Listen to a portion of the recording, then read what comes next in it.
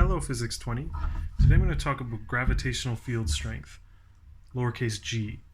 Now we already know about lowercase g. We called it acceleration due to gravity. We used this value 9.81 meters per second squared, and we did hundreds of kinematics questions using this value. Now we're going to use this value in a bit of a different context today. It's going to be in terms of gravitational force. Okay, so you can also think of g as having a unit of newtons per kilogram. Okay, so g can be 9.81 meters per second squared or newtons per kilogram. They are identical.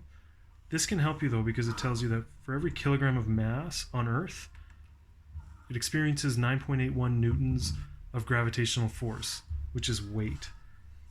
You may have noticed we never actually specified this in the last unit in kinematics.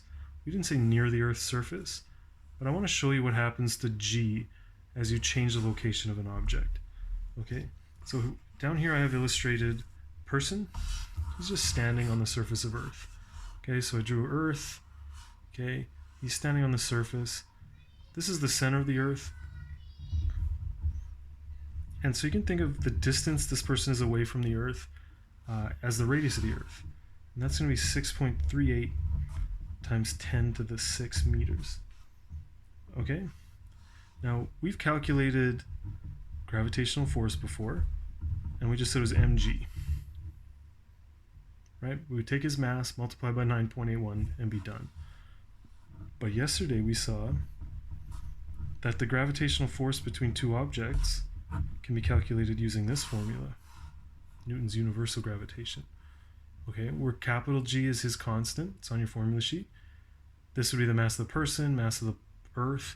This would be the radius of the Earth. Again, if you're standing on it, the distance you are away from its center is the planet's radius.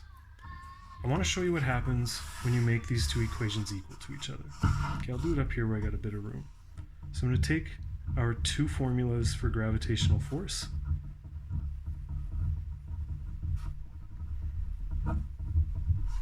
Okay, and just make them equal to each other because they are both for gravitational force.